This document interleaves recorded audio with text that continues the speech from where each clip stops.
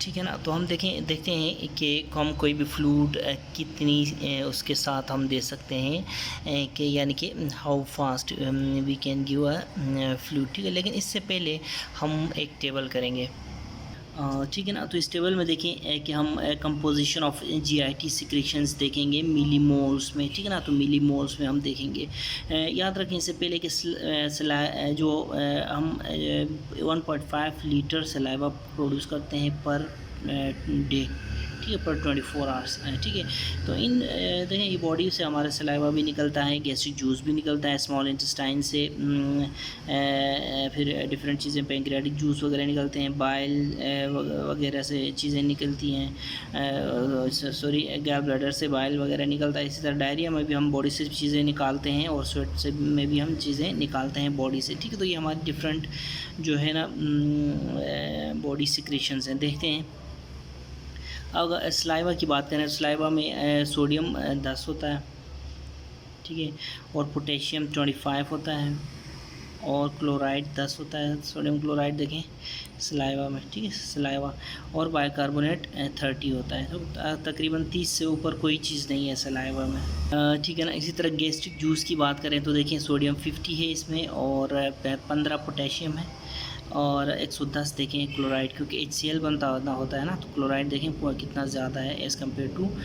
Sodium gastric juice में, ठीक है। फिर बाइकार्बोनेट इसमें आपको 9 होने के बराबर मिलेगा।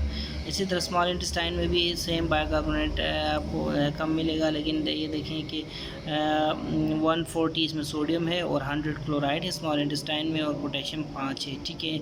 इसी तरह पैंक्रियाटिक जूस में भी पोटेशियम 5 है, और बाइल में भी पोटेशियम 5 है, और स्वेट में भी पोटेशियम 0 से 5 है। ये आपने याद रखना। सबसे ज़्यादा पोटेशियम सलाइवा में सेकंड नंबर पे किस में होती है, गैस्ट्रिक जूस में होती है, ठीक है। स्मॉल इंटेस्टाइन की बात की हमने। अब पैंक्रियाटिक जूस में देखें अगेन 140 सोडियम है, 5 पोटेशियम है, 75 हमारे पास क्लोराइड है, और 115 बाइकार्बोनेट है।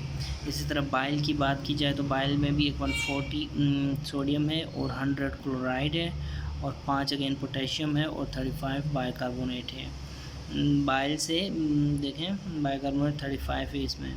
डायरिया में 120 सोडियम आपको मिलेगा, 15 पोटेशियम आपको मिलेगा, ठीक है, और 90 आपको 90 मिलीमोल्स में है ये सारी, ठीक है। 90 आपको मिलेगा, क्या मिलेगा, क्लोराइड। स्वेट में देखो तो हम रेंज बताते हैं, स्वेट क्योंकि डिफरेंट टाइप्स ऑफ स्वेटिंग होती है, तो स्वेट में हम रेंज बताएंगे। सोडियम 30 से 170, पोटेशियम 0 से 5, क्लोराइड 30 से 70, ठीक है ना। और बाइकार्बोनेट इसमें अगेन मेंशन नहीं है यहाँ पे, ठीक है ना। तो इसको समराइज़ करने के लिए अगर हम देखें सोडियम देखें तो सोडियम सबसे कम सलाइवा में आपको मिलेगी, और सबसे ज़्यादा सोडियम आपको स्वेट में मिलेगी जो कि 170 तक जाती है। इसमें इसकी रेंज है, मैंने आपको बताया, ठीक है। इसके अलावा गैस्ट्रिक जूस में 50, बाकी जो इंटेस्टाइन है ना, नीचे इंटेस्टाइन और लीवर वगैरह में या फिर डायरिया में भी ये ऑलमोस्ट 130-140 के आसपास ये कॉन्स्टेंसी जा रही है। पोटेशियम की बात करें तो पोटेशियम मैंने आपको पहले भी बताया कि स्मॉल इंटेस्टाइन से लेके पैंक्रियाटिक जूस, बाइल और डायरिया नहीं, स्वेट में ये 0 से 5 रेंज है स्वेट में, ठीक है।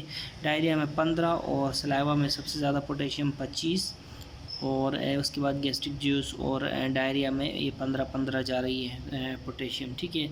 उसके बाद क्लोराइड की बात करें तो क्लोराइड देखें सबसे ज़्यादा क्लोराइड कहाँ आपको नज़र आ रहा है, गैस्ट्रिक जूस में 110 है क्योंकि एसिड बन रहा है ना, और उसके बाद स्मॉल इंटेस्टाइन में है क्योंकि स्मॉल इंटेस्टाइन भी तो गैस्ट्रिक के साथ ही है, तो उसके दोनों में सेम क्लोराइड आ रहा है। पैंक्रियाटिक जूस में तो क्लोराइड 75 है, और बाइल में क्लोराइड 100 है, ठीक है ना। बाकी आप ये वीडियो रोक के आप देख सकते हैं इसकी जो जितनी भी आपको कोई निमोनिक नज़र आता है तो, ठीक है।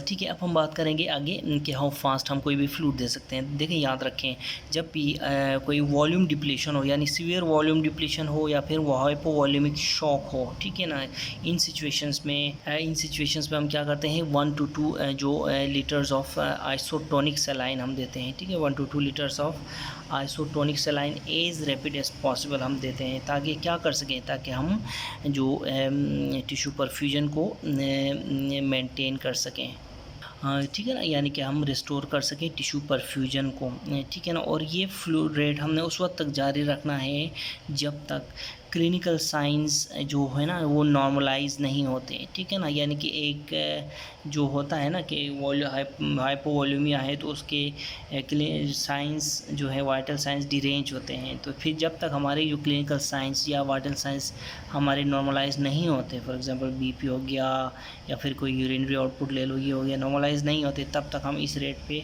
एज रैपिड एज पॉसिबल, इसकी कोई रेट नहीं है, एज रैपिड एज पॉसिबल हम दे सकते हैं, ठीक है ना।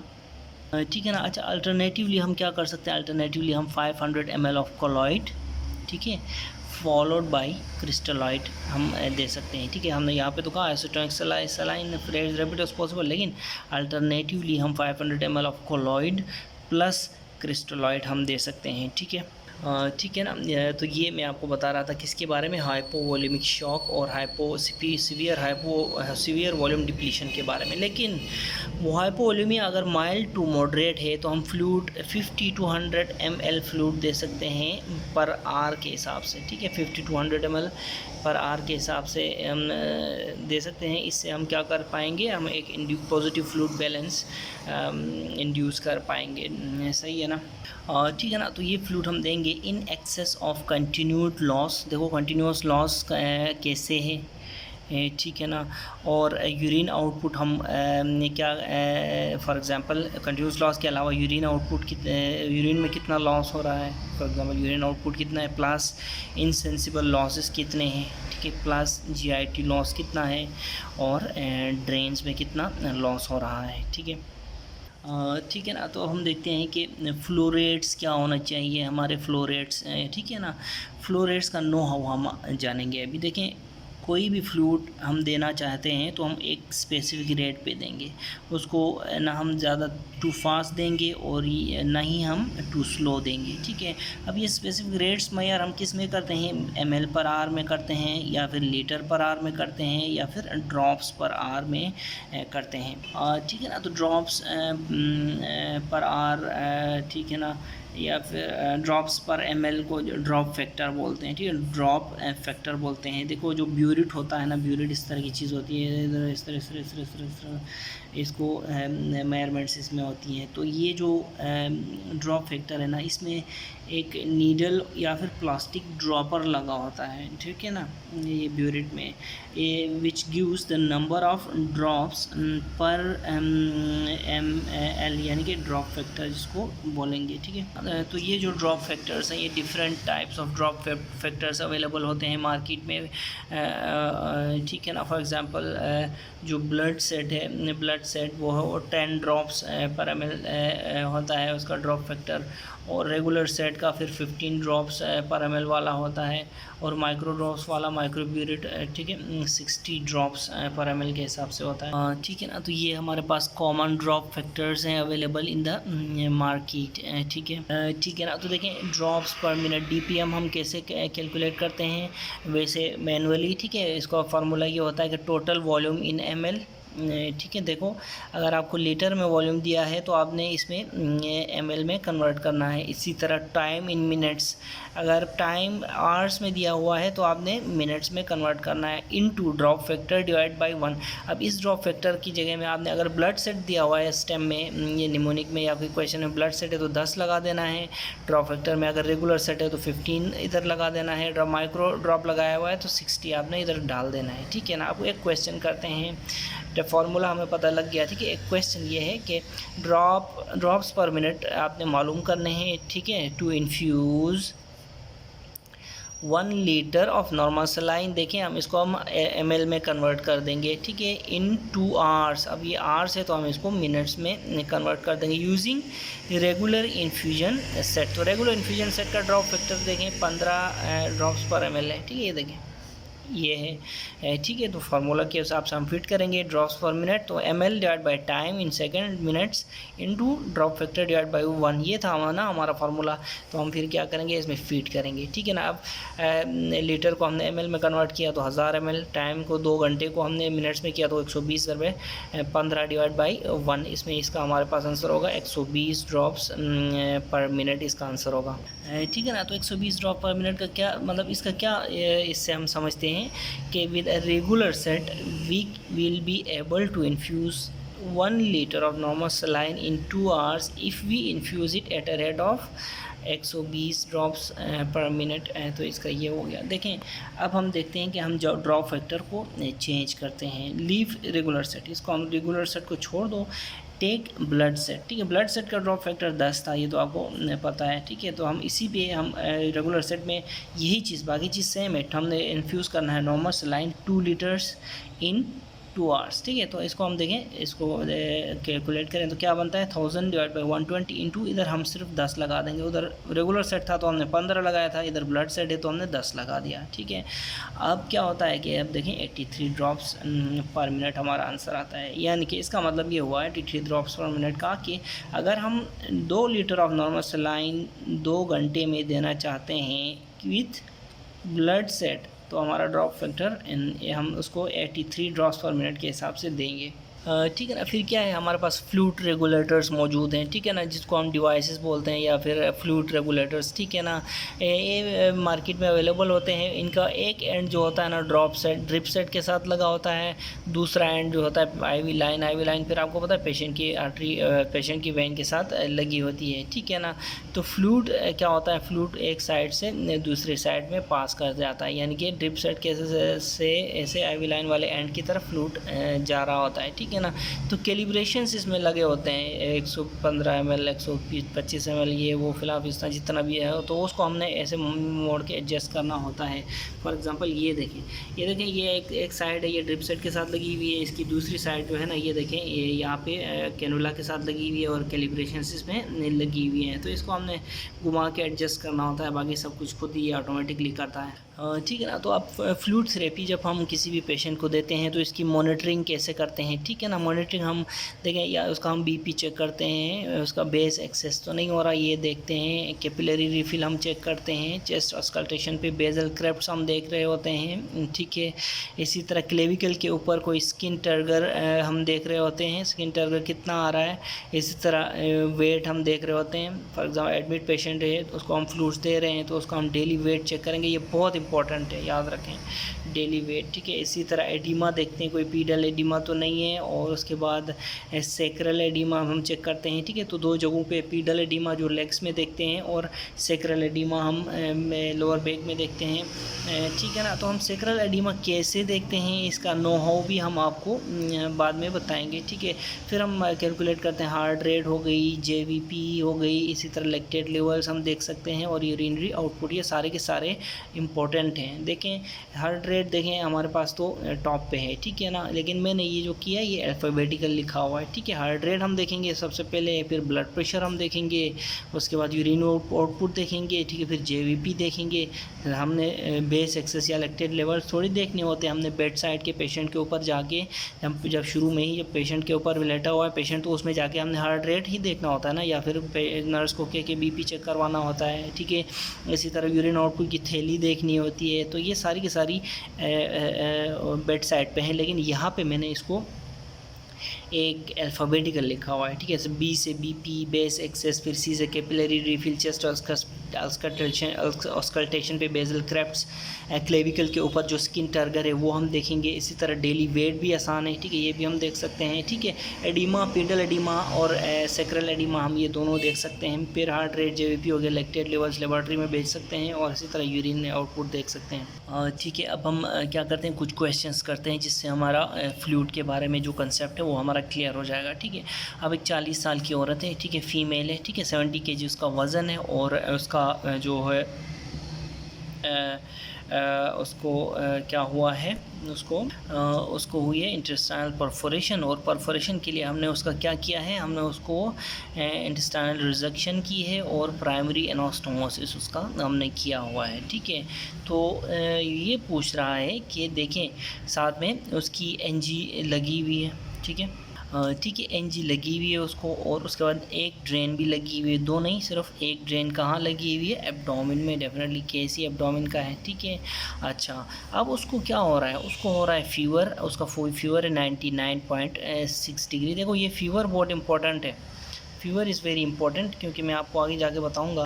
ठीक है ना, अब फीवर भी है कि आगे जाके बताऊंगा कि फ़ीवर कितना इंपॉर्टेंट है फ्लूइड के लिए। ठीक है, देखें एनजी है तो डेफिनेटली एनजी का कोई एक्सपायरेट भी हो रहा होगा, ठीक है, वो उन्होंने बताया है कि हो भी सकता है नहीं भी हो सकता, लेकिन एक्सपायरेट इस केस में है। तो वो बताया कि एनजी एक्सपायरेट जो है इन 24 आवर्स कितना है 300 ml है, और ड्रेन में जो आ रहा है फ्लूइड वो 250 ml है,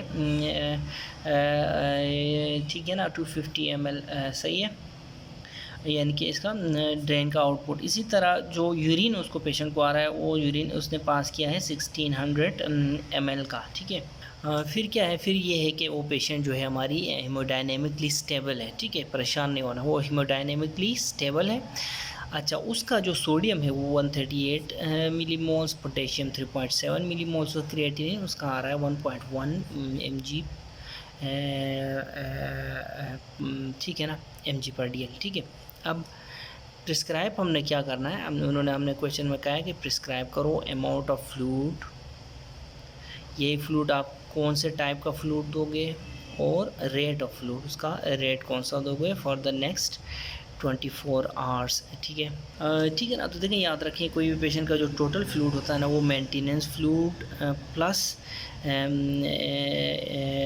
RF को हमने क्या कहा था, maintenance fluid plus replacement fluid, ठीक है ना। तो एज्यूम करते हैं इसको कैलकुलेट करने के लिए, देखें हम एज्यूम करते हैं कि डेफिसिट ज़ीरो है, ठीक है ना, एस हेमोडायनेमिकली स्टेबल है तो डेफिसिट ज़ीरो है, ठीक है ना। तो मेंटेनेंस फ्लूइड पहले हम देखेंगे, देखिए मेंटेनेंस कितना है फ्लूइड, उसका वेट उसका 70 है, ठीक है। तो डेली रिक्वायरमेंट 35 की है, तो 35 ज़रबे पर केजी की है, तो 35 ज़रबे 70 हमारे पास 2450 ml आएगा, ठीक है, 35 ml पर केजी है ये, ठीक है। ये देखिए normal maintenance therapy for adults में हमने क्या कहा था, वाटर हमें 35 to 40 ml पर केजी पर डे, इस हिसाब से करो तो ये 2.5 लीटर्स बनता है, ठीक है ना। ठीक है ना। तो डेली यहाँ पे देखें 35 to 40 ml पर केजी पर डे के हिसाब से हमें फ्लूइड देना है, तो इस वज़न के हिसाब से देखो ये 2450 बन जाएगा। अब हमने मैं कैलकुलेट कर लिया मेंटेनेंस फ्लूइड। रिप्लेसमेंट फ्लूइड देखें, NG loss plus drain plus temperature rise. NG loss question में बताया गया है कि 300 ml है, ठीक है, एनजी में, एनजी एक्सपायरेट हमने देखा। उसको ड्रेन में पे क्वेश्चन में बताया गया है कि 250 ml है। इसी तरह टेम्परेचर राइज, याद रखें as 1 degree rise we need extra 200 ml of blood. With 1 degree rise of temperature we need extra 200 of fluid, ठीक है ना। ये देखें यहाँ पे इसका टेम्परेचर कितना है, इसीलिए यहाँ पे 98.6 हमारा नॉर्मल टेम्परेचर है ना, तो इन्होंने 99.1 डिग्री ऊपर गया है, तो 1 डिग्री ऊपर गया है तो फ्लूइड कितना चाहिए, 200 प्लस 200 फ्लूइड हमें चाहिए होगा, ठीक है। तो देखें इधर 200 जमा 250 जमा 300 कितना बनता है 750, तो ये हमारा क्या है रिप्लेसमेंट फ्लूइड आ गया, ठीक है। अब देखें टोटल फ्लूइड के लिए हमने क्या करना है, maintenance fluid plus replacement fluid 2450 और 750 मिला के 3200 ml हमारा टोटल फ्लूइड बनेगा।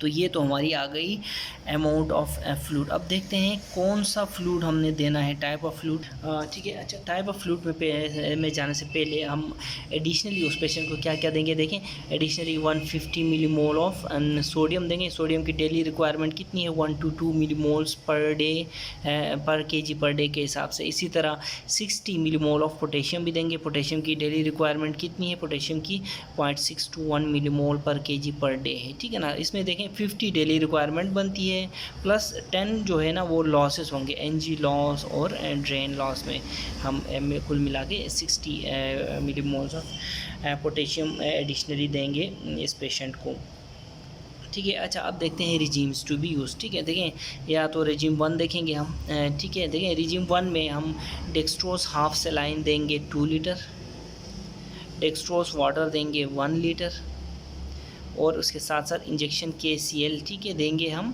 20 मिलीमोल्स पर लीटर, ये पर लीटर है, अच्छा, यानी कि 20 मिलीमोल्स पर लीटर हुआ तो इधर 1 2 3 लीटर हमारे पास टोटल फ्लूइड है ना, तो 3 लीटर, ये देखें 1 लीटर ये और 2 लीटर, तो 3 लीटर पर लीटर के हिसाब से करो तो इसको हम 3 मल्टीप्लाइड बाई 20 करेंगे जो कि 60 मिलीमोल्स आ रहा है, ठीक है ना। इसी तरह देखें डेक्सट्रोस हाफ सेलाइन की बात करें तो हाफ सेलाइन है ये, तो इसमें जो है ना जो हाफ सेलाइन की बात करो तो हाफ सेलाइन में सोडियम कितना होता है 77, ठीक है। इसी तरह क्योंकि ये हाफ़ है तो ये इधर 2 लीटर से, तो 2 ज़रबे 77 कितना आएगा, ठीक है, 2 ज़रबे 77 आएगा 154 मिली मोल्स, ठीक है ना। तो ये हमारे पास क्या है, सोडियम है, ठीक है। फिर एडिशनल जो 200 मिली मोल्स होगी वो थ्रू हम ड्रग्स देंगे, ठीक है ना, और थ्रू ड्रग्स देंगे। तो हमारे पास इस रिजीम के तहत हमने क्या क्या क्या पेशेंट को दिया, टोटल फ्लूइड हमने दिया कितना, 2 लीटर जमा 1 लीटर 3 लीटर, जमा एडिशनल फ्लूइड जो ड्रग्स के साथ मिला के हम देते हैं, तो जमा 200 ml कितना बनेगा, 3200 ml फ्लूइड हो गया, यानी कि 3.2 लीटर्स। अच्छा, टोटल हमारे पास सोडियम हमने कितना दिया, 154 लीटर। क्यों, क्योंकि डेक्सट्रोस वाटर में तो कोई सोडियम नहीं होता, ठीक है।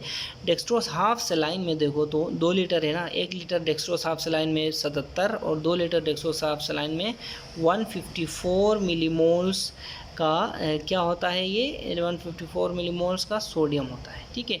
तो हमारा सोडियम कितना हमने पेशेंट को दिया, 154 मिलीमोल्स। इसी तरह पोटेशियम का हमने पहले भी बताया कि इंजेक्शन KCl है तो 20 ml 1 पर लीटर के हिसाब से देंगे तो 60 मिलीमोल्स पोटेशियम बन जाता है, ठीक है, ठीक है ना। तो ये तो हुई एक रिजीम। ये फ्लूइड को देने के और भी तरीके हैं। तो दूसरी रिजीम क्या है देखें, या तो फिर हम उसको नॉर्मल सलाइन दे दें 1 लीटर, ठीक है, इसे, या फिर डेक्सट्रोस वाटर दे दें 2 लीटर, ठीक है, और इंजेक्शन KCl कितना देंगे, 20 ml पर लीटर, ठीक है। देखें अब 1 लीटर नॉर्मल सलाइन में हमने देखा कि कितना अमाउंट ऑफ सोडियम होता है, 154 मिलीमोल सोडियम होती है, ये देखें। तो इससे भी हमें देखो टोटल फ्लूइड हमें 3 लीटर मिल रहा है, 2 और 1 3 लीटर, टोटल सोडियम 154 मिल रहा है और पोटेशियम 60 मिलीमोल्स मिल रहा है, ठीक है। तो ये दूसरी रिजीम है, और ठीक है ना। तो ये फ्लूइड देने के और भी रिजीम्स हैं। देखें रिजीम 3 देखते हैं हम। देखें इसमें हम क्या करेंगे, रिंगर लैक्टेट देंगे हम 1 लीटर, ठीक है। इसी तरह 0.18% सलाइन देंगे 1 लीटर अगेन, और 5% डेक्सट्रोस वाटर देंगे 1 लीटर। तो 1 लीटर 1 लीटर 1 लीटर तो 3 लीटर बन रहा है। देखें ये कितना फ़न है। कल ही आप ऐसा करें, अपने क्या करें, अपने वार्ड जाएं, वार्ड में जो एडमिटेड पेशेंट्स हैं उनको देखें कि उनके ड्रेन्स में कितना जा रहा है, NG में कितना जा रहा है। अच्छा, उसका टेम्परेचर है तो फिर देखें उसका 200 लॉस तो हो रहा होगा, ठीक है। इसी तरह वॉमिटिंग वगैरह तो, नोज़िया वगैरह तो नहीं, ये कैलकुलेट करें। और डेली इनपुट आउटपुट चार्ट को देखें आप, उसका फ्लूइड वगैरह रिक्वायरमेंट कितनी है, तो ये आप एक एक करके देखें तो आपको आदी हो जाएगा ये सारे का सारा जो है ना फ्लूइड का जो मुअम्मा है, ठीक है आप, ठीक है ना। तो देखें इस जो रिजीम के तहत हम रिंगर लैक्टेट में सोडियम कितना होता है हमारे पास, 130, याद रखें रिंगर लैक्टेट में सोडियम 130 होता है, या फिर 131 कहीं कुछ बुक्स में दिया हुआ है, ठीक है। इसी तरह पोटेशियम रिंगर लैक्टेट में कितना होता है, 4, ठीक है ना, मिलीमोल्स पर लीटर के हिसाब से, ठीक है। इसी तरह 0.8% सलाइन में हमारे पास क्या है, सोडियम कितना होगा, 30 मिलीमोल होगा, ठीक है ना। देखिए ये 0.18 है, ये बहुत कम है 0.9 से, क्योंकि 0.9 देखें ना, ये देखें ये 0.9 होता है ना, जो 0.90 होता है 0.90, ये 0.90 है, जबकि 0.18 देखो 0.18 है। इसमें 154 मिलीमोल्स पर लीटर सोडियम होती है, इसमें कितनी होगी, 30 मिलीमोल्स होगी, ठीक है ना, 30 मिलीमोल्स होगी इसमें। तो उस हिसाब से हम अभी कैलकुलेट करेंगे कि इसमें 30 है। तो फिर साथ में हमने क्या देखना है, अगेन वो इंजेक्शन KCl जो है 20 मिलीमोल्स पर लीटर के हिसाब से अगेन 60 आएगा, 1 लीटर तो 60 आएगा, ठीक है ना। 10 टोटल फ्लूइड हमें अगेन 3 लीटर आ रहा है, सोडियम 160, कैसे 30 जमा 130, 160 130 हमें रिंगर लैक्टेट से मिली। और देखो डेक्सट्रोस वाटर में कोई सोडियम पोटेशियम आपको नहीं मिला, इसमें सिर्फ और सिर्फ डेक्सट्रोस होता है, और वो भी कितना होता है इसमें, डेक्सट्रोस 50 ग्राम्स पर DL के हिसाब से, 50 ग्राम्स पर DL। तो टोटल सोडियम 160 और पोटेशियम 64, वो कैसे, ये तो 60 है, 60 जमा रिंगर लैक्टेट भी हमें पोटेशियम देता है 4 मिलीमोल्स के हिसाब से, ठीक है, ठीक है ना। तो ये असल में मिली इक्विवेलेंट्स हैं, ठीक है, मिली इक्विवेलेंट्स पर लीटर, ठीक है। मिली, ये भी सोडियम की बुक में देखो मिली इक्विवेलेंट्स के हिसाब से ये सोडियम और पोटेशियम दिए हुए हैं। इसी तरह फिर हमारे पास रॉन्ग रिजीम क्या होगी, देखिए रॉन्ग रिजीम हमारे पास क्या होगी। रॉन्ग रिजीम अगर हम 3 लीटर सोडियम नॉर्मल सलाइन दें, डेफिनेटली रॉन्ग है। क्यों? क्योंकि 462 सोडियम से वो पेशेंट क्या करेगा, ठीक है। जबकि डेली रिक्वायरमेंट ही हमारी 1 to 2 है, ठीक है। डेली रिक्वायरमेंट कितनी है, 1 to 2 पर kg पर डे, ठीक है, इतनी है। तो ये बहुत ज़्यादा है, ठीक है। पोटेशियम देखो, पोटेशियम फिर पोटेशियम हमें उसको मिलेगी ही नहीं, क्योंकि सोडियम क्लोराइड में नॉर्मल सलाइन में पोटेशियम होती ही नहीं है, ठीक है। इसी तरह अगर हम 3 लीटर रिंगल लैक्टेट दे दें तो भी फ़ायदा नहीं है, क्योंकि देखो 390 उसको सोडियम जाएगी और उसके बाद पोटेशियम चाहती है सिर्फ और सिर्फ 12 उसको जाएगी। इसी तरह डेक्सट्रोस सलाइन देंगे 3 litre, sodium 0 potassium 0, dextrose saline देखो 50 ग्राम्स उसको सिर्फ और सिर्फ क्या मिलेगा, बल्कि 3050 ग्राम्स उसको शुगर मिलेगी। तो इसका भी कोई फ़ायदा नहीं है, ठीक है ना। तो ये देखें, ये सुपर रॉन्ग रिजीम्स हैं, ठीक है। अगर आप किसी पेशेंट को बेड साइड पे जाते हैं, आप देख रहे हैं कितनी रिंगर लैक्टेट उसको जा रहा है, आप उससे पूछें, एचओ से पूछें, आप किसी उससे पूछें कि भाई आप रिंगर लैक्टेट उसको नॉर्मल सलाइन उसको क्यों दे रहे हो, नॉर्मल सलाइन में कितना होता है 154, तो 154 कितना लीटर दिया है उसको 3 से मल्टीप्लाई करो। रॉन्ग रिजीम है, पोटेशियम उसको जा ही नहीं रहा है। और अगर उसकी कोई ड्रेन है, वोमिटिंग है, ये वो फिलहाल ऐसा, तो नॉर्मल सलाइन तो उसमें फिर बनता ही नहीं है, ठीक है। इसी तरह 3 लीटर रिंगल लैक्टेट दे के छोड़ा हुआ है, तो ये भी गलत है। इसी तरह डेक्सट्रोस वाटर दिया है, ये भी गलत है। खाली उसको शुगर दे रहे हैं, ना सोडियम दे रहे हैं, ना पोटेशियम दे रहे हैं, ठीक है। क्यों? क्योंकि उसका कोई ना कोई तो लॉस हो रहा है ना, या तो डायरिया उसको हो रहा है, या फिर कोई वॉमिटिंग हो रही है, तभी तो पेशेंट आया है आपके पास, ठीक है। या फिर पोस्ट ऑप है तो कोई एनजी उसको लगी हुई है, कोई ड्रेन लगी हुई है, तो इनसे लॉसेस होते हैं।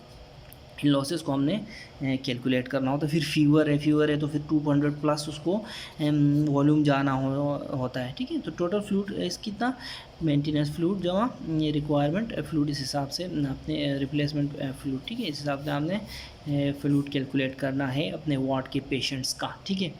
ठीक है ना। तो देखें अब ये हमने क्या किया, हमने टोटल फ्लूइड हमने देखा कितना देंगे, हमने देखा कि टाइप ऑफ फ्लूइड कितना, हमने देखा कौन सा देंगे। अब हम देखते हैं रेट ऑफ फ्लूइड, ठीक है। रेट ऑफ फ्लूइड हमने देखना है कि 3200 ml हमने 24 घंटे में देना है, तो हमारा रेट क्या होगा, 3200 डिवाइडेड बाई 24, ये 133 मिलीलीटर्स पर आवर के हिसाब से फ्लूइड जाएगा। तो हम 24 घंटे में 3200 फ्लूइड ख़त्म करेंगे, ठीक है। ठीक है ना। अब देखें, इसी टॉपिक को समझने के लिए कुछ और क्वेश्चंस देखते हैं। फॉर एग्जांपल एक पेशेंट है, वो 70 साल का है, फीमेल है, एनपीओ है, ठीक है। और उसका जो मेंटेनेंस फ्लूइड जो है वो हमने देखना है कि अगले 24 घंटे में हम कितना मेंटेनेंस फ्लूइड उसको देंगे, ये क्वेश्चन पूछा है, ठीक है। ठीक है ना। तो हम क्या करेंगे, इस पेशेंट को एज्यूम करेंगे कि शी इज़ वेल हाइड्रेटेड, ठीक है, और ये देयर आर नो लॉसेस। तो ये एज्यूम करेंगे, क्यों एज्यूम करें, क्योंकि वो this is his first day, ये एज्यूम करेंगे फर्स्ट पोस्ट ऑफ डे है। तो ये भी आपको एक मिल जाता है, एक एज इन्फॉर्मेशन एक्स्ट्रा एज के, एक post of day, first post of day में पेशेंट जो होता है वो तकरीबन नो लॉसेस में हो सकता है और वेल हाइड्रेटेड होता है। ये एक पॉइंट है, आपने याद रखना है, फर्स्ट पोस्ट ऑफ डे, ठीक है। इसी तरह तो हम टोटल फ्लूइड हम देखेंगे, टोटल फ्लूइड जो है वो हमारा कितना होगा, वही 3 लीटर्स 70 kg के पेशेंट में, ठीक है। ठीक है ना। तो 3 लीटर्स कैसे देखें, maintenance fluid plus replacement fluid कितना बनता है टोटल, हमने पहले भी बताया हुआ है कि 35 mg पर kg पर डे के हिसाब से हमें चाहिए होता है। तो 35 × 70 करो तो तकरीबन उतना ही आता है जितना पहले आया था, ठीक है। तो जमा फिर रिप्लेसमेंट भी थोड़ा बहुत होगा तो 3 लीटर ओवरऑल बन जाता है। तो टोटल सोडियम हमें कितनी चाहिए होगी, 2 मिलीमोल्स पर केजी पर डे के हिसाब से हम देखेंगे तो 2060, 120, 2070, 140, ठीक है। तो या तो इसका अगर वज़न 60 है तो 120, 70 है तो 140, ठीक है। ठीक है ना। इसको आपको एवरेज दे दें तो 150, ठीक है ना, आपको सोडियम चाहिए, ठीक है। अच्छा, उसके बाद टोटल पोटेशियम देखो 0.6 के हिसाब से देखें तो 36 है, और 1 के हिसाब से देखें तो 60 है, और 70 के हिसाब से देखें तो 70, तो 70 का वो केजी का वज़न है। तो देखो 70, ठीक है। तो ऑलमोस्ट 50 मिलीमोल्स पर डे के हिसाब से या 50 to 60 मिलीमोल्स पर डे के हिसाब से रिक्वायर्ड पोटेशियम है, ठीक है ना। अब this is why we say it's hard. देखिए कैसी अजीब सी कैलकुलेशन आ रही है। तो प्रैक्टिकली देखें कि this is why we say it's hard to calculate each and, मतलब क्या कहना चाह रहा हूँ, हार्ड टू कैलकुलेट, सॉरी मेरा ध्यान कहीं भटक गया था, ठीक है। It's hard to calculate patients electrolytes and fluid requirement, ठीक है। तो ये थोड़ा सा मुश्किल बन जाता है, ठीक है। तो हम अब रिजीम्स देखते हैं। रिजीम 1 की बात करें अगेन इस पेशेंट के लिए, तो हम देखें रिजीम देखें, नॉर्मल सलाइन हम दे सकते हैं 1 लीटर, 5 डेक्सट्रोज 5 हम दे सकते हैं 2 लीटर्स, और इंजेक्शन KCL पर लीटर के हिसाब से देंगे 20 लीटर पर, वही वाली बात है, पर 20 पर लीटर के हिसाब से देंगे तो ये कितना आ रहा है, 60 आ रहा है, ठीक है। 2 और 1 लीटर 3 लीटर फ्लूइड आ गया हमारे पास। सोडियम कितना आ रहा है, 5% डेक्सट्रोज में सोडियम 0 होती है, तो नॉर्मल सलाइन में 154 आ रही है, ठीक है। ये भी सही हो गया। फिर पोटेशियम हमारी 60, तो ये एक अच्छी रेजीम है, ठीक है। ठीक है। इसी तरह रिजीम 2 की बात करें तो हार्ट मीन्स अगर हम दें 1 लीटर, डेक्सट्रोज 5 दें 2 लीटर, और इंजेक्शन KCL 20 पर लीटर के हिसाब से दें तो 60 ये हो गया, ठीक है। तो देखें टोटल फ्लूइड इसमें कितना मतलब है, 2 और 1 3। सोडियम अगर अगेन कितना मतलब 131 याद रखें। डेक्सट्रोज में सोडियम 0, हार्ट पेन में 131 होती है, just like Ringer lactate. Ringer lactate और हार्ट पेन में एक ही किस्म की सोडियम होती है, ठीक है। तो पोटेशियम 60, ठीक। प्लस हार्ट पेन में याद रखो 5 मिली इक्विवेलेंस वो भी होती है पोटेशियम भी, तो 60 प्लस ये वाले 60 प्लस हार्ट पेन वाला पोटेशियम 5, तो ये टोटल मिलके 65 बन जाता है, ठीक है। तो देखें बहुत आरोग्य बहुत रजीम जो मैंने अभी बताया वो दोनों ओके हैं, लेकिन neither provides correct serum electrolytes, ठीक है। तो रजीम शुड नॉट, तो हमें ओवरऑल कुछ इस तरह की रजीम अप्लाई करनी होती है कि वो जो है करीब तरीन हो लेकिन हार्म ना करे पेशेंट को, ठीक है ना। तो इसलिए हार्म से बचने के लिए हमें पेशेंट को रीअसेस करते रहना होता है, और रीअसेस कैसे, क्लिनिकली एंड बायोकेमिकली हमें इसको रीअसेस करना होता है पेशेंट को। तो ये भी आपने देखना है, जब आप कल अपने पेशेंट को देखेंगे जाके बेड साइड पे, तो उसके आप लिखेंगे नीचे कि रीअसेस फ्लूइड थेरेपी, ठीक है ना, मतलब reassess fluid and electrolyte balance, ये आप पीजी नोट्स में लिखेंगे, ठीक है। ठीक है ना। आप एक दूसरा क्वेश्चन करते हैं कि एक 55 साल का पेशेंट है, मेल है, और 63 kg उसका वेट है, ठीक है ना। अच्छा जो है 3 डेज़ की उसकी हिस्ट्री है, हिस्ट्री ऑफ एब्डोमिनल पेन की 3 डेज़ की हिस्ट्री है, और साथ साथ में उसको डिस्टेंशन भी है, ठीक है ना। तो उसको कंफ्यूज्ड स्टेट में वो क्या कहते हैं कि इमरजेंसी में पड़ा है, ठीक है, या फिर लेके आया गया है। हार्ट रेट उसकी आप देखते हैं तो 110 पर मिनट जा रही है। बीपी उसकी देखते हैं तो आप 90-60 जा रही है। टेम्परेचर उसका देखते हैं तो 100 डिग्रीज़ में जा रहा है। और फ्लूइड हमने उसका फाइंड आउट करना है। देखिए फ्लूइड हमने पहले भी आपको बताया था कि फ्लूइड को मॉनिटर करने के लिए वो हमारे पास क्या क्या वो जो है वो फैक्टर्स हैं, ये आपने देखने हैं, BP, heart rate, JVP, lactate levels, urine, again base excess, capillary fill, chest auscultation पे बेजल क्रेप्ट्स तो नहीं है, क्लेविकल के ऊपर स्किन टर्गर आपने देखना होता है, डेली वेट आपने उसको देखना होता है, और एडिमा तो नहीं है, पीडल एडिमा, सेक्रल एडिमा, ठीक, ये सारी चीज़ें, ठीक है ना। तो हम उस पेशेंट को एग्जामिन करेंगे ठीक से, ठीक है। साथ में हम फ्लूइड कितना देंगे, ये कह रहे हैं कि फ्लूइड देंगे। आंसर याद रखें, पेशेंट जो है सीवियरली वॉल्यूम डिप्लीटेड है, ठीक है। आपको कैसे पता चला कि ये पेशेंट सीवियरली वॉल्यूम डिप्लीटेड है? देखें आप उसको हार्ट रेट देखें कितनी जा रही है, ठीक है, हार्ट रेट हाई जा रही है, जबकि बीपी देखो कितना लो है। बीपी लो है तो वॉल्यूम लो है, तो बीपी लो है, कार्डियक आउटपुट लो है, तो वेनस रिटर्न लो है, तो कार्डियक आउटपुट लो है ना। इसी तरह ये देखें टेम्परेचर हाई जा रहा है, जो ईच रेज इन टेम्परेचर से 2200 ml पर डे के हिसाब से तो फ्लूइड ज़्यादा चाहिए होता है हमें, ठीक है। इसी तो ये सारी चीज़ें बता रही हैं। ऊपर से सबसे ज़्यादा जो इसमें इंपॉर्टेंट है, कंफ्यूज्ड स्टेट में है, तो ये वॉल्यूम डिप्लीशन की जो है ना अलामात है, ठीक है ना। तो वॉल्यूम डिप्लीटेड है और तकरीबन उसको क्या है, उसको वो है इन स्टेट ऑफ शॉक में मौजूद है, ठीक है ना। तो हमने सबसे पहला स्टेप क्या करना है कि मेंटेन करना है प्लीज़ 2 वाइड बोर कैनुलास, ठीक है ना। 2 वाइड बोर कैनुलास आपने मेंटेन करने हैं। उसके बाद जब मेंटेन करेंगे आप, तो देखें आपने क्या करना है, उसको क्रिस्टलॉइड्स देने हैं ज़्यादा से ज़्यादा, या दूसरा तरीका क्या है, आप कॉम्बो देंगे क्रिस्टलॉइड्स का ये और कोलॉइड्स का कॉम्बो देंगे, ठीक है। साथ साथ आप उसको सीरम इलेक्ट्रोलाइट्स को फॉलो करते रहेंगे और ABGs आप करवाते रहेंगे इस पेशेंट का, ठीक है। ठीक है, फिर आपने उसकी रिसिस्टेशन तो कंटिन्यू ही रखनी है टिल द एंड पॉइंट्स आपको नज़र आना शुरू हो, जैसे BP आप उसका नॉर्मलाइज हो। रिसिस्टेशन के एंड पॉइंट्स क्या हैं? ब्लड प्रेशर नॉर्मलाइज हो, हार्ट रेट नॉर्मलाइज हो, यूरिन आउटपुट को मैं इस तरह लिखता हूँ, यूरिन आउटपुट, ठीक है, नॉर्मलाइज हो, लैक्टेट उसका नॉर्मलाइज हो, ठीक है ना। अच्छा, कंटिन्यूस आफ्टर एडिक्वेट रिसिस्टेशन होगी ना तो हम इसको कंटिन्यू करेंगे मेंटेनेंस फ्लूइड, ठीक है ना, उसका मेंटेनेंस फ्लूइड हम कंटिन्यू करेंगे। तो मेंटेनेंस फ्लूइड आप फाइंड आउट करने का तरीका क्या है? ठीक है ना, वही वाली बात है, आपके मेंटेनेंस फ्लूइड में पानी जो चाहिए होता है वो 35 to 40 ml पर kg पर डे के हिसाब से चाहिए होता है। सोडियम आपके मेंटेनेंस फ्लूइड में 1 to 2, पोटेशियम फिर 0.6 to 1, कैल्शियम आपको चाहिए होता है जनाब वाला 5 मिलीमोल्स पर डे। इसी तरह और क्या, बस ये इसको मेंटेनेंस फ्लूइड कहते हैं। देखो वो एक कन्फ्यूजनल स्टेट में आया हुआ है, ठीक है, वो एक कन्फ्यूजनल स्टेट में आया हुआ है। हमने क्या करना है, या तो हम उसको क्रिस्टलॉइड्स देंगे, ठीक है। क्रिस्टलॉइड्स कौन से? फॉर एग्जांपल क्रिस्टलॉइड्स की बात करें तो 0.9% नॉर्मल सलाइन एक क्रिस्टलॉइड है, D5W एक क्रिस्टलॉइड है, 0.45 सलाइन एक क्रिस्टलॉइड है, रिंगर लेक्टेड हार्मेंट सोल्यूशन 3% सलाइन क्रिस्टलॉइड है, डेक्सट्रोस हाफ सलाइन क्रिस्टलॉइड है, ठीक है। या फिर को क्रिस्टलॉइड और कोलॉइड्स की हम मिक्सचर देंगे। फॉर एग्जांपल ब्लड एक कोलॉइड है, एल्बुमिन एक कोलॉइड है, फ्रेश FFP एक कोलॉइड है, मैक्सिल जिलोफ्यूसिन, ठीक है, हेटास्टार्च ये कोलॉइड्स हैं, ठीक है। तो इनका कॉम्बिनेशन हम दे सकते हैं या फिर सिंपल क्रिस्टलॉइड्स भी दे सकते हैं, ठीक है ना।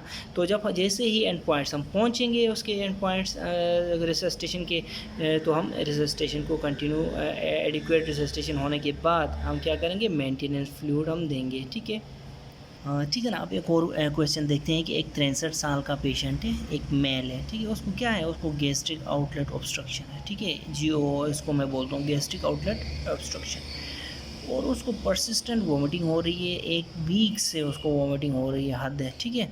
और वो डिहाइड्रेशन उसकी देखें ना कहाँ कितनी पर सीवियरली डिहाइड्रेटेड है, ठीक है। मेटाबॉलिक एबनॉर्मेलिटी कौन सी होगी ये पूछ रहा है, और उसके बाद ये क्यों, ये मेटाबॉलिक एबनॉर्मेलिटी इसमें क्यों आई है, कैसे इसको एक्सप्लेन करो, कह रहा है फ्लूइड ऑफ चॉइस आप इसमें कौन सा दोगे, ये क्वेश्चन पूछ रहा है, ठीक है ना। देखिए जो भी परसिस्टेंट वोमिटिंग वाला पेशेंट होता है ना वो हाइपोक्लोरीमिक, हाइपोकेलेमिक माल मेटाबॉलिक अल्केलोसिस, ठीक है ना, ये उसमें आ जाती है, ठीक है, with paradoxical acidification of the urine, इसमें आपको ज़रूर मिलेगी, ठीक है, with paradoxical acidification of urine. तो इसको हम एक्सप्लेन करते हैं कि ये ऐसा क्यों हो रहा है। देखिए एक्सप्लेनेशन, परसिस्टेंट जो वोमिटिंग होती है ना उससे क्या होता है, HCl लॉस होगा, ठीक है, HCl लॉस होगा, साथ साथ पोटेशियम लॉस होगा, ये दो चीज़ें लॉस होती हैं परसिस्टेंट वोमिटिंग के साथ, loss of HCl and loss of potassium. तो डेफिनेटली जब लॉस ऑफ HCl है तो हाइपोक्लोरीमिक बन गया ना, लॉस ऑफ पोटेशियम है तो हाइपोकेलेमिक, ठीक है ना। तो फिर मेटाबॉलिक अल्केलोसिस, डेफिनेटली जब एसिड कम हो रहा है तो अल्केलोसिस ही होगी, ठीक है, H+ कम है तो फिर क्या होगी, अल्केलोसिस। तो मेटाबॉलिक अल्केलोसिस उसमें इंस्यू करेगी, ठीक है ना। अब जब एक बार मेटाबॉलिक अल्केलोसिस में हो गई है, ठीक है ना, तो जब मेटाबॉलिक अल्केलोसिस हो गई है तो फिर किडनी बेचारा क्या करता है, किडनी ट्राई करता है कि ज़्यादा से ज़्यादा बाइकार्बोनेट को एक्सक्रीट करे और पीएच को नॉर्मलाइज करने की कोशिश करे, क्योंकि बाइकार्बोनेट एक बेस है, ठीक है ना। जब ऑलरेडी बेस ज़्यादा है, बॉडी में अल्कलोसिस हुई पड़ी है, तो किडनी सोच रहा है कि यार मैं बेस को निकाल लूँ तो हो सकता है पीएच बेचारी नॉर्मल हो जाएगी, तो ये कोशिश में किडनी लगा रहता है, ठीक है। अब तो किडनी बाइकार्बोनेट लूज़ करने में लगा रहता है, लेकिन ये बाइकार्बोनेट अकेले अकेले नहीं लूज़ होता। बाइकार्बोनेट कहता है कि हम तो डूबे हैं सनम, तुमको भी लो डूबेंगे, तो को ट्रांसपोर्ट के ज़रिए, को ट्रांसपोर्ट का मतलब यही है, हम तो डूबे हैं सनम, तुमको भी ले डूबेंगे। तो ये क्या होता है, बाइकार्बोनेट बेचारा सोडियम को भी लेके जाता है बाहर, ठीक है, बॉडी से बाहर, ठीक है। तो सोडियम भी बाइकार्बोनेट भी कम हो रहा है बॉडी में, तो सोडियम भी कम हो रहा है, ये को एक्सक्रीटेड हो रहे हैं, तो ये क्या बन जाता है, आखिर में एक और कंडीशन बन जाती है जिसको क्या कहते हैं, हाइपोनेट्रीमिया। यानी कि देखो हाइपोक्लोरीमिया तो है, हाइपोकेलीमिया भी है, साथ में अब किडनी की वजह से की वजह से क्या हो रहा है, किडनी की वजह से हाइपोनेट्रीमिया भी हो रहा है, ठीक है। अब क्या होता है, किडनी बेचारा फिर परेशान हो जाता है, ये देखें किडनी परेशान है, कि हाइपोनेट्रीमिया उसको हुआ पड़ा है। तो किडनी क्या करता है कि किडनी फिर कोशिश करता है कि सोडियम को रीअब्जॉर्ब करे प्रॉक्सिमल कन्वोल्यूटेड ट्यूब्यूल से रीअब्जॉर्ब करे, बट इसमें फिर सोडियम को प्रॉक्सिमल कन्वोल्यूटेड ट्यूब्यूल में रीअब्जॉर्ब करने के चक्कर में सोडियम किडनी क्या करता है, H+ आयन लूज़ करता है। तो H+ आयन इनके दोनों का फिर काउंटर ट्रांसपोर्ट होता है, ठीक है ना, काउंटर ट्रांसपोर्ट सोडियम इन हाइड्रोजन आउट, ठीक है ना। तो अब ये हाइड्रोजन वो आता है आके यूरिन में, ठीक है ना, यूरिन में आता है। इसी यूरिन में फिर इसकी pH ऑफ द यूरिन क्या होती है, एसिडिक गोस एसिडिक, pH गोस एसिडिक।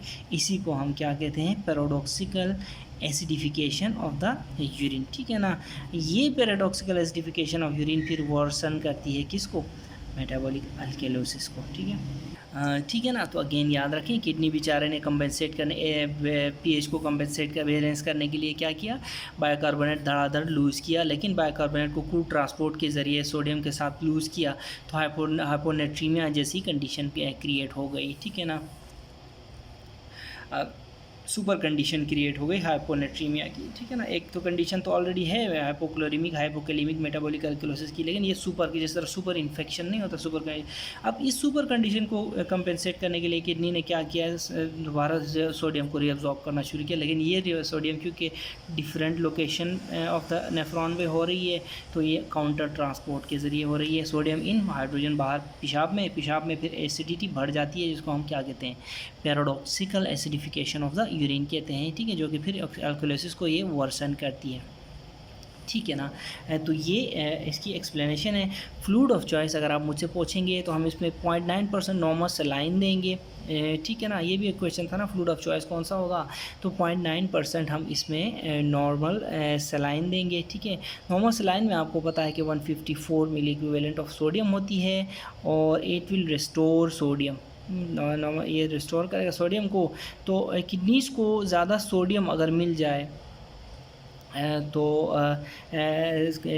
किडनी से ज़्यादा सोडियम को रीअब्जॉर्ब करना नहीं पड़ेगा, यानी कि यहाँ पे जो रीअब्जॉर्प्शन हो रही थी ना, अब हम दे रहे हैं ना उसको सोडियम, जब हम दे रहे हैं तो किडनी ये वाला स्टेप स्किप करेगा। जब ये वाला स्टेप किडनी का स्किप हो जाता है ना यहाँ से नीचे, तो फिर H+ आयन भी पेशाब में नहीं गिरता और पैराडॉक्सिकल एसिडिफिकेशन ऑफ यूरिन भी कम हो जाती है, यानी कि काउंटर ट्रांसपोर्ट ऑफ हाइड्रोजन नहीं होती, ठीक है ना, नहीं होती। जब काउंटर ट्रांसपोर्ट नहीं होती तो फिर पैराडॉक्सिकल एसिडिफिकेशन को हम रोक सकते हैं, ठीक है ना।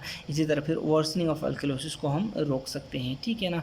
अच्छा, साथ में हम पोटेशियम सप्लीमेंट डेफिनेटली देंगे, उसको हम डेफिसिट देखेंगे और डेली रिक्वायरमेंट देखेंगे।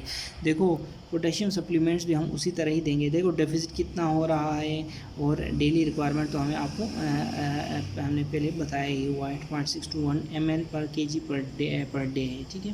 अगेन पोटेशियम सप्लीमेंट्स हम कैसे देते हैं, डेफिसिट प्लस डेली रिक्वायरमेंट, ये हम बाद में हाइपोकैलेमिया के उसमें डिस्कस करेंगे, ठीक है। ठीक है, अब एक और क्वेश्चन देखें कि ये क्वेश्चन क्या कहता है कि 35 साल का बंदा है, फीमेल है, ER में पड़ी हुई है, acute abdominal pain, colicky abdominal pain उसको हो रहा है, severe colicky abdominal pain, vomiting भी उसको आ रही है और एब्डोमिनल डिस्टेंशन भी साथ साथ में मौजूद है, ठीक है ना। इस बेचारे पेशेंट को 2 साल पहले, यानी कि इसकी हिस्ट्री है किसकी, लेप्रोटमी की, एक्सप्लोरेटरी लेप्रोटमी की गई है इसकी टाइफॉइड परफोरेशन की वजह से, ठीक है ना, और 2 साल पहले की गई है, ठीक है ना। तो याद रखें इस पेशेंट में फिर डायग्नोसिस क्या होगा, कॉज ऑफ द उसकी पॉसिबल कॉज क्या है डायग्नोसिस की, फ्लूइड ऑफ चॉइस हम कौन सा देंगे और हाउ मच, कितना फ्लूइड ऑफ चॉइस हम देंगे। देखो आंसर क्या है, आंसर डायग्नोसिस क्या है, इस पेशेंट को इंटेस्टाइनल ऑब्स्ट्रक्शन है, ठीक है ना, इस पेशेंट को इंटेस्टाइनल ऑब्स्ट्रक्शन है, ठीक है। इस ऑब्स्ट्रक्शन की कॉज क्या है, कॉज को मैं CZ लिखता हूँ, ठीक है ना, CZ।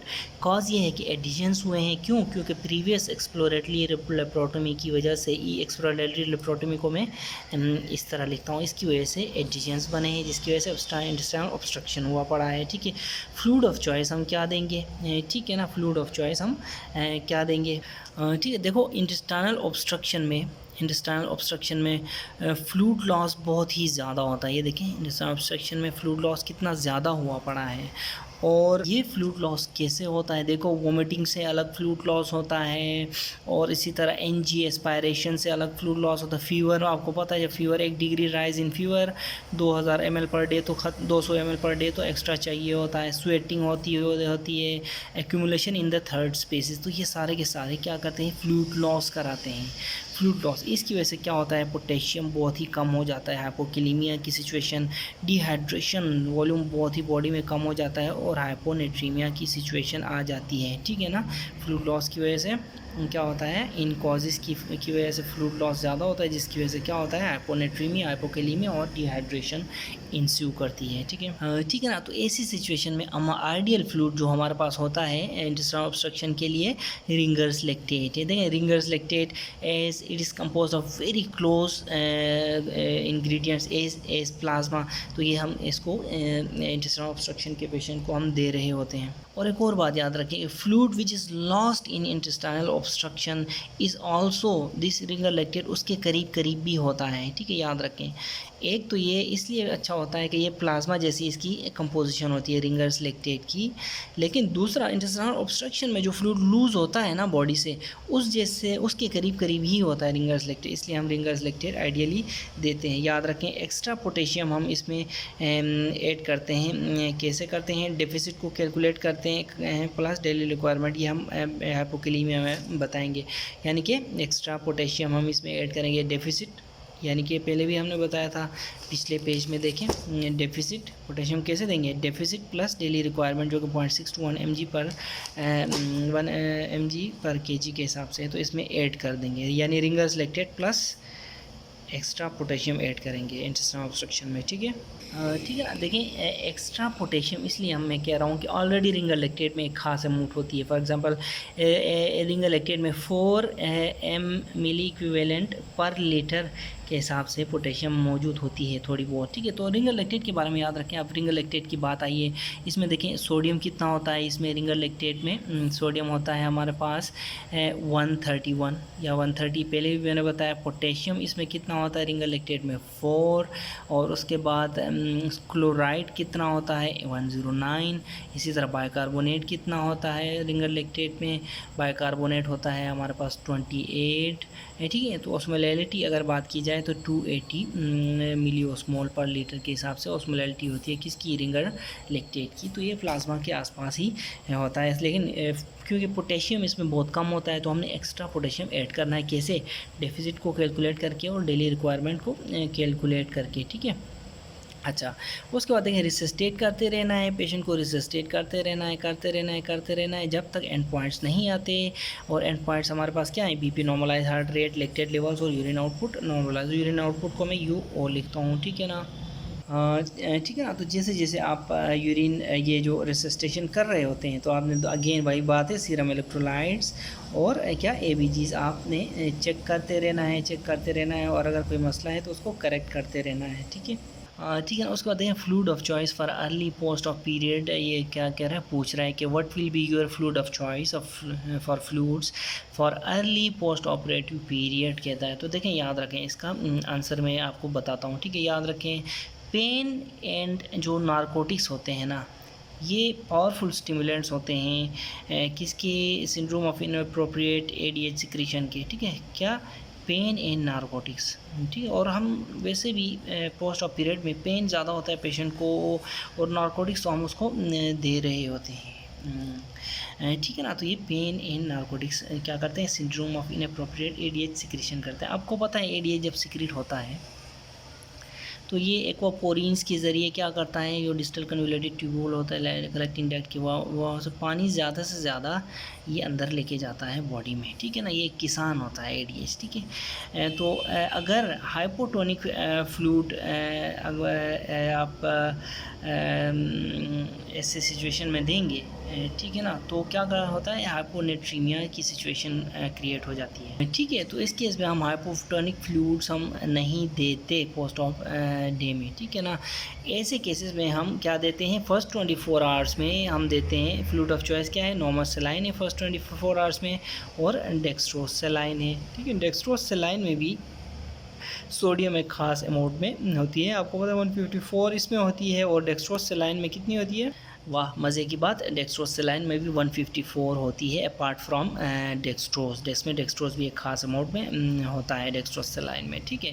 तो फिर नेक्स्ट 24 आवर्स के बाद जो फ्लूइड हम देते हैं उसमें हम फिर कैलकुलेट करते हैं मेंटेनेंस फ्लूइड और resuscitation fluid plus required potassium again deficit और डेली रिक्वायरमेंट के हिसाब से हम उसमें पोटेशियम देते हैं, ठीक है ना।